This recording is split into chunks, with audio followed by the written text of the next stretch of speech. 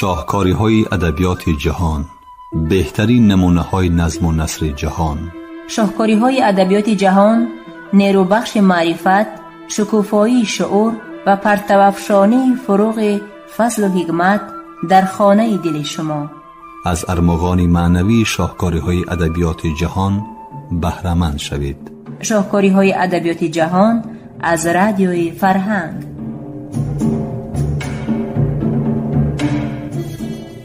شنوندگان عزیز، گفتارمون را از سلسله خوانشی بدیعی از روی اثری نویسنده داغستانی رسول غمزاتوف داغستانی من در قرائت عبدالجلیل امان بشنوید. گفتاری سیوم. فکر نوشتن این کتاب نیز اول در همین پیراه پیدا شد. نیت کردن و حامله شدن هر دو برابرند. فرزند حتما تولد می شود، لیکن آن را چنان که زن جنین را در بطنش می بردارد طاقت کرده برداشتن و بعد در زیر آب و عرق مانده درد خورده تولد کردن لازم است. اگر این را به کتاب نسبت دهیم نوشتن لازم است، ولی نام فرزند را پیش از به دنیا آمدنش انتخاب کردن ممکن. من به کتاب خود چی نام دهم؟ نامش را از گلها اقتباس کنم یا از اختران یا از کتاب‌های پر حکمت؟ نه، من به اسب خود زین بیگانه نمیزنم. نام بیگانه نام نه، فقط لقب و تخلص شده میتواند. این گپ ها همه درستند، لیکن اگر تو سرلفه میجسته باشی باید مندرجه کتابی آینده و مقصد خود را به اساس بگیری. کلاه را به سر اندازه کرده گیر، نه سر را به کلاه. تار انبور به قد تنبور برابر می شود. اولم کوهستانم، داغستانم، توی آشیان فکر و اندیشه هایم، حسیاتم و عزم و ثباتم. خودی من هم به مثل چوجه‌ای نو بال و پر از این آشیان پرواز کرده ام. همین سرودهایم نیز از همین آشیان برون آمده ام. داغستان خانه من است، داغستان گهواره من است. پس اندیشه بسیار چی حاجت؟ در کوهستان پسر تولد شود اکثرا نام بابایش را میمانند. کتاب زاده ای توست و تو زاده ای داغستان، پس نام کتاب باید داغستان شود. آیا نامی از این موافقتر، زیباتر و ارزنده‌تری هست؟ مملکتی را از روی بیرقچه ماشینی سفریش میشناسند. کتاب من مملکتی من است، نامش بیرقچه آن.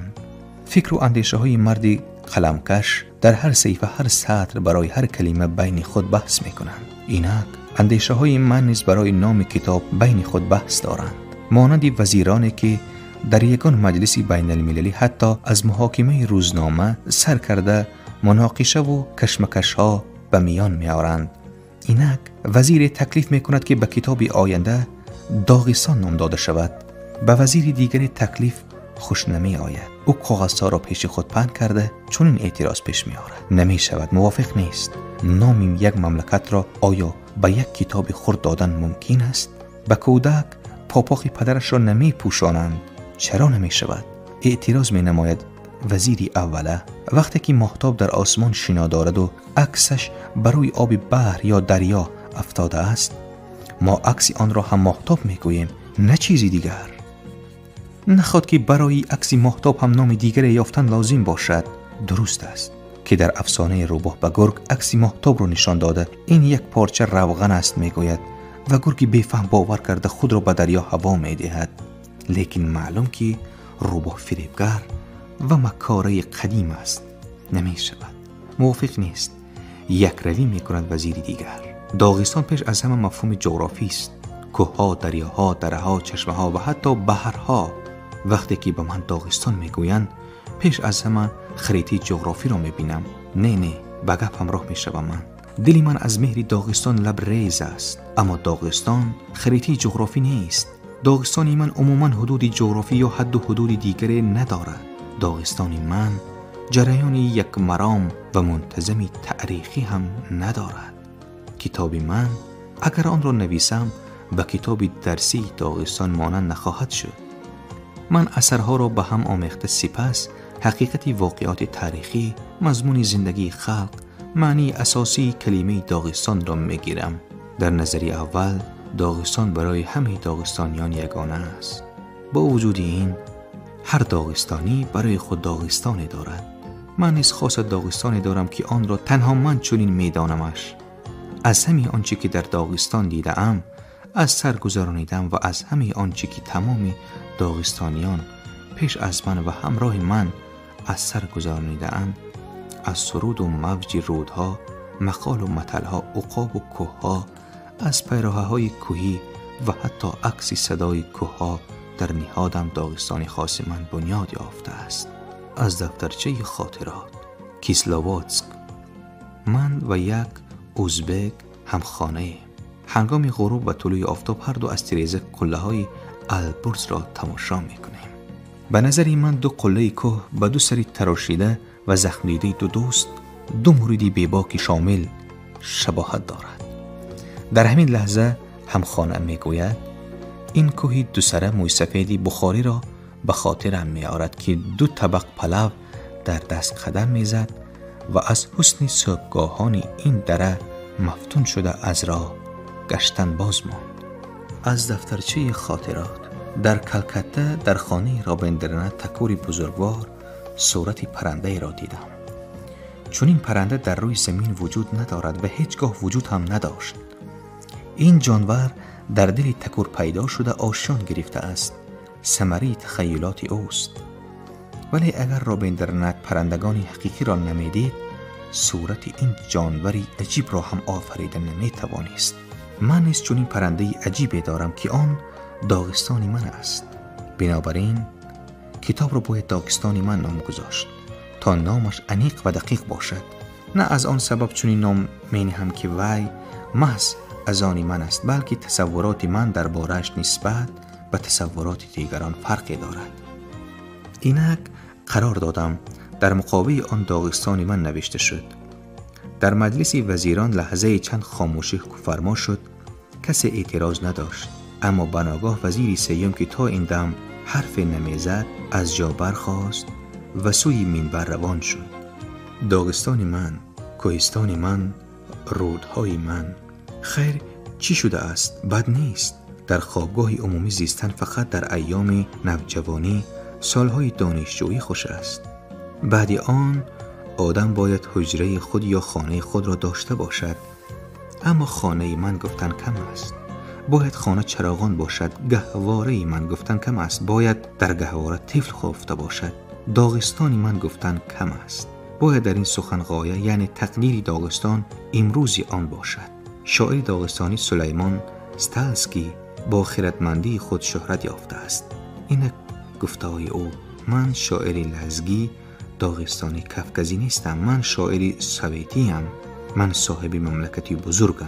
پیرمرد خردمند سلیمان همین طور گفته است. تو همین یک گپ را یافته گرفته ای و خلاص. اولی من کوهستانی من، داغستانی من. می توان پنداشت که آغاز و انجام جهان برای تو داغستان است و بس. مگر آغاز جهان کرمل نیست؟ در نام یافته تو محض همین را نمی بینم. تو قفس سینه آفریدی، اما فراموش کردی که اندر آن دل گرم هم بگذاری.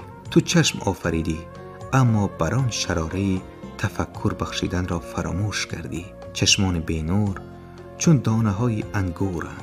وزیر سیوم این تشبیه آبدار را آورده، یک دسته اقتباس های از کتاب های معتبر خون کردهش را زیری کش کرد و با وقارانه رفته به جایش نشست. به دیگران طوری می نگریست که گویا آنها بعدی سخنان او چیز گفتنی ندارند، همچنین که بعدی حکمی سود کس سخنی ندارد. ولی این دم باز یک اشتراکچی مجلس به منبر دویده برآمد. این شخص زنده دل خندان رو بود و نسبت به دیگران جوانتر می نمود.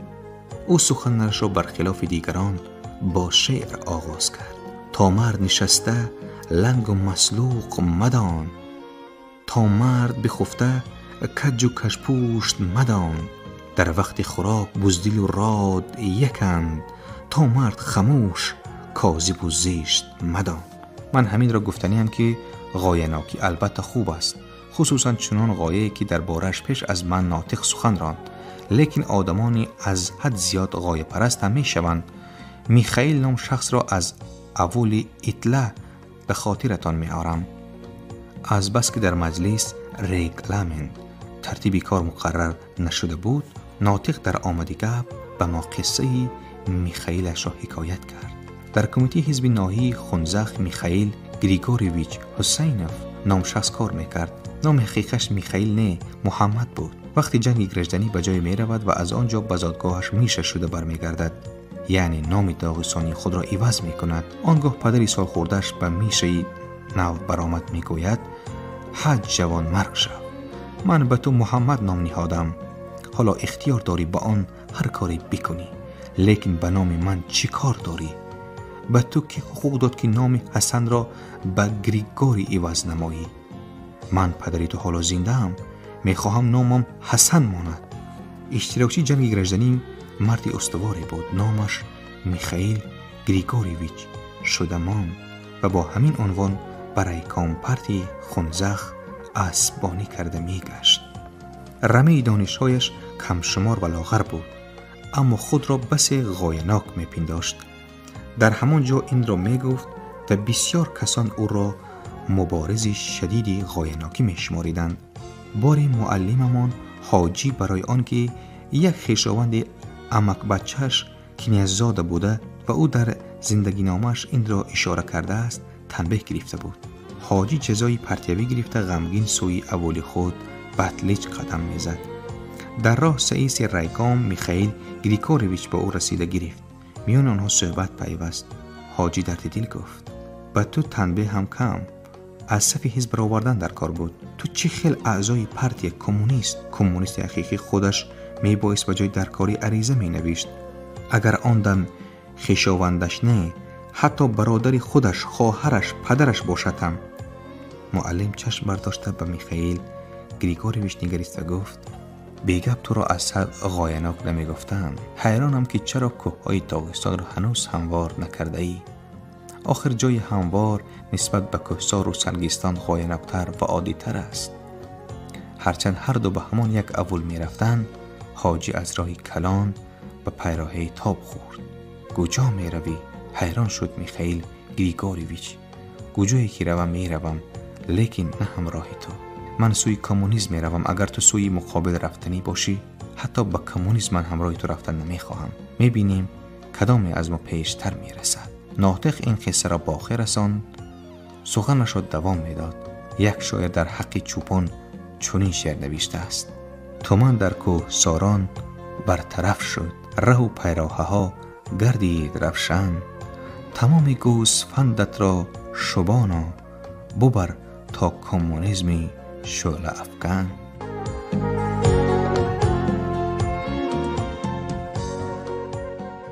یا اینکه همین قبیل یک طرفدار دیگری غایاناکی برای کم عریضه نوشته است: صرف نظر از کوشش‌ها و حتی ترسکی‌ها، کرسی مختصری تاریخی ویکی‌پدیا را به طور قناعت بخش نمی‌خواند. از رایکام خواهشمندم که به مقصد یارمندی در تربیت غایوی زنم به او تأثیر رساند. یا اینکه برای در اتفاق نویسندگان داغستان بار چنین اعلان تهدید آمیز پیدا شد: به تیاری خوبی نظریوی حقوق نداری از این درایی. شاعر مشهوری کهنسال ابوطالب غفوروف از پی کار به اتفاق نویسندگان می آمد، اما این آگاهی را دیده پس گشت. یا اینکه در شهری سرملتی مخچ قلعه قبرستان‌های گوناگون است، از آن نصرانیان، مسلمانان، یهودیان. یک رفیقی از حد غایه پرست در مجلس فعالان جمهوری سخن کرده گفت: ما برای مستحکم نمودن دوستی خلقا مانده نشده مبارزه میبریم، اما در شهرمان این قدر قبرستان‌های گوناگون هستند. وقتی آن رسیده است که یک قبرستان عمومی تشکیل نماییم، نامش را هم یافتن ممکن، مثلا فرزندان یک عائله. و عموما مثال پدر و مادر من دیندار بودند، طاعت و عبادت میکردند. من از سال 1937 عضوی پارتی باشم و چه خیل با آنها در یک قبرستان خوابم؟ نه، کیها وقتی آن رسیده است که در شهرمان در اساس غایی بلندتر قبرستان نو تشکیل نماییم. من همین را میگویم. با آوازی بلندتر دوام میداد وزیر: نام کتاب هم مانند کلاه است.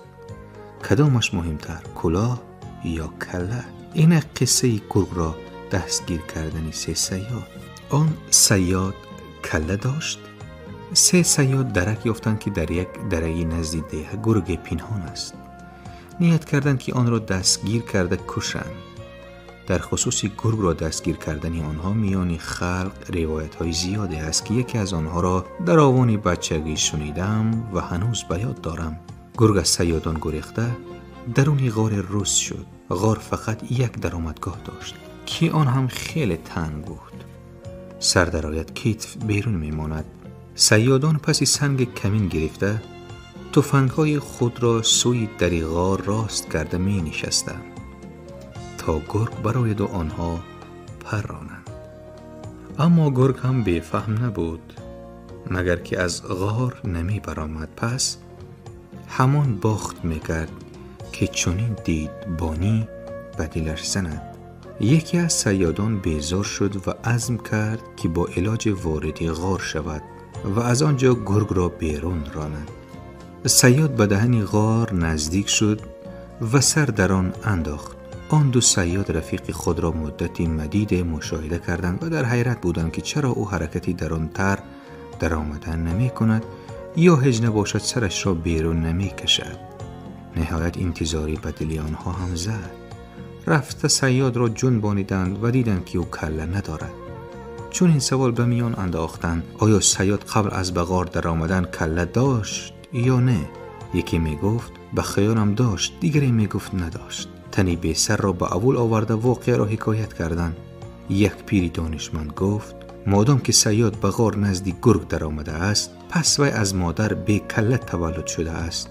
برای جوابی صحیح تره نزدی زنی صیاد رفتند. من از کجا دانم که شوهرم کله داشت یا نه؟ فقط به یادم هست که هر سال به خود کلاهی نو می‌فرمود. غایه باید در عمل باشد نه در سخن، باید در مضمون کتاب باشد نه در مقابه آن دبدبه آراید. کلمه ای را که در آخری سخن آوردن ممکن است در اول گفتنی چی لازم؟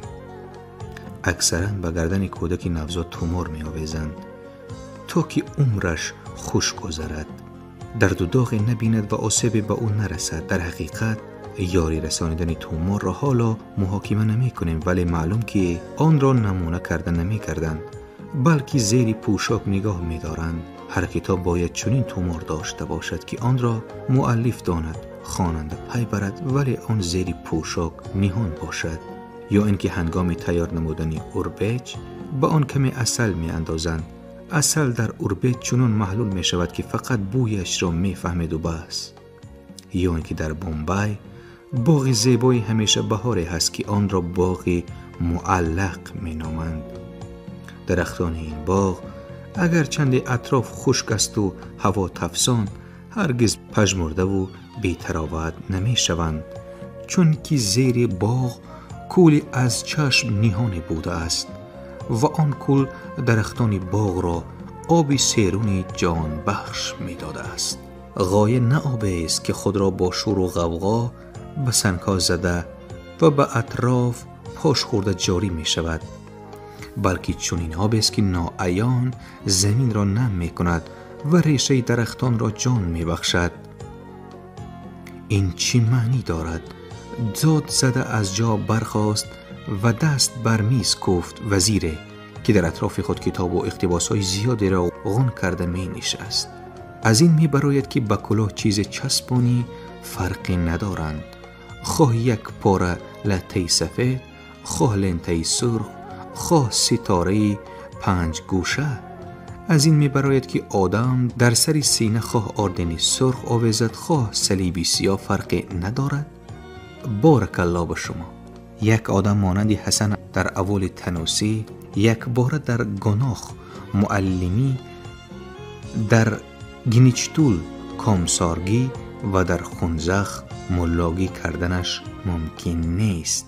نسبت به کتاب نیز همین را گفتن جایز است. نه و باز میگویم که نه. غایه پرچم است و آن را از چشم پنهان داشتن نشاید، آن را بلند برداشتن در کار تا که همه آدمان بینند و از پسش روند. به عقل کسی که به سخنان تو اعتراض دارد از نو به گپ همراه شد، آن وزیری جوانتر. لیکن تو چنین کردنی که پرچم علاهیده باشد و آدمان آن را بینند علاهیده، یعنی غایه از دل و جان آدمان جدا باشد، تو آنها را به دو عرابه هر خیله شینانیدنی مبادا این دو عرابه بر راه‌های گوناگون رود. تو میگویی که آدم باید نه اور نه داغستانی بلکه عموماً آدمی سویتی باشد. لیکن من مثلا خود را هم اور یعنی فرزندی داغستان میدانم، هم شهروندی SSR. مگر این دو یکدیگر را انکار میکنند؟ چنان که معلوم است جهان از کرمل ابتدا میگیرد. من نیز به این راضیم، ولی برای من جهان غیر از این باز از خانه خودم، از آستانه درم، از اولم ابتدا میگیرد. کرمل و اول غایه های کمونیسم و حسی وطن، دو قنات یک پرنده، دو تاری تنبوری من است. پس چه حاجت به یک پالنگیده گشتن؟ به کتاب نام دویمی باید یافت که مضمون داخلی آن را افاده نماید. در همه جا من این نام را جستم. خود در هندوستان سیاحت داشتم و خیالم به داغستان بند بود.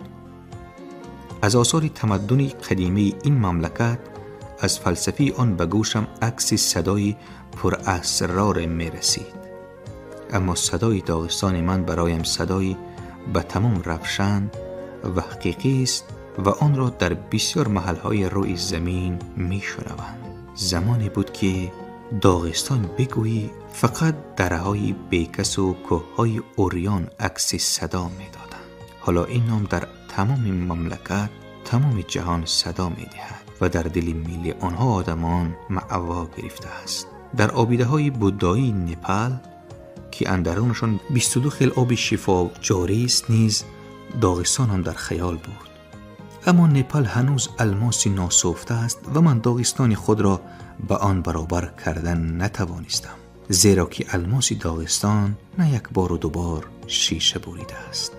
در افریقان زیادم به یاد داغستان بود. این سرزمین خنجری را به خاطرم آورد که فقط چاریکی آن از غلاف بیرون است. در مملکت‌های دیگر کانادا، انگلیس، اسپانیا، مصر، ژاپن هم داغستان را فکر می‌کردم، یا فرق از آن یا مانندی به آن می‌جستم.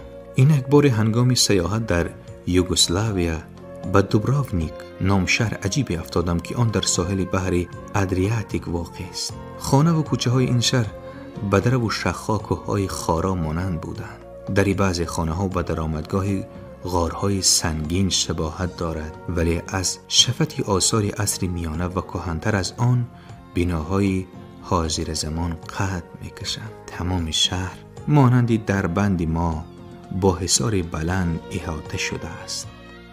من به این حصار از تنکوچه های زینه‌دار و پاغونده های سنگین قدم زده برآمدم. قد حصار مناره های سنگین ساختند که فاصله بین آنها برابر است. هر مناره 2 تیرکش دارد، همچون 2 چشم خشمین. این مناره ها به مریدان امام شبیهند که دائم در خدمت او ایستاده باشند. بالای حصار برآمدم و خواستم از آن تیرکش های مناره ها به اطراف نظر اندازم. من این کار را فوراً می کردم، اما آنجا سیاحان غون شده بودند و مرا به نزد تیرکش راه نبود. دور ایستاده از تیرکش فقط پاره پاره چیزی نیلگونی را می دیدم و بس. آن پاره ها در حجم سوراخ تیرکش بودند. تیرکش در حجم کف دست. هنگامی که به تیرکش ها نزدیک شده نگاه کردم، بحر ناپایدار کنار دیده به حیرت ماندم. بحر در زیر شعاعهای آفتاب ماه ینور به 1000 رنگ می درخشید. نرم و حلاوت بخش می تافت، چون که ادریاتیک به هر حال بحر جنوبی است. سرد و شدتناک می نمود، زیرا که زمستان ماه ینور بود. بحر نیلگون نه، بلکه مثل رنگین کمان می تافت. موجهای خود را به سر خرسندگاه ساحل می زد و موجهای چون صدای تفنگ غلغله انداخته پس می گشتند. بروی بحر کشتی ها شنا داشتند که حجم هر کدام به اول ما برابر بود. تا این دم در پشت سیاحان بودم و به نوک پا ایستاده عالم بزرگ را دیدنی می شدم. سپس به تیریزه نزدیک رفته آن را دیدم و باز داغستانم آمد به یاد.